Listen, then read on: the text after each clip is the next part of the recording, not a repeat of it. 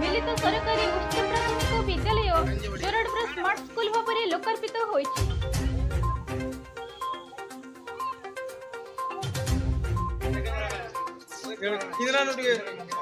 कलाहांडी जिला कल्लामंडा ब्लॉक जोरडब्रा ग्राम पंचायत स्थित जोरडब्रा ग्राम में मिलित सरकारी उच्च प्राथमिक विद्यालय जोरडब्रा स्मार्ट स्कूल भाव में लोकार्पित होइछि।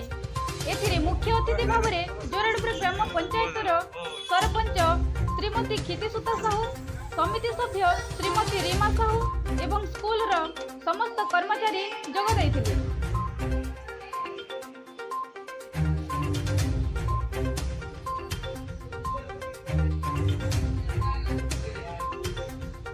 ओडिशा चीफ रिपोर्टर धनेश्वर साहू सह कैमरामैन कैलाश साहू रिपोर्ट ओडिशा भविष्य टीवी।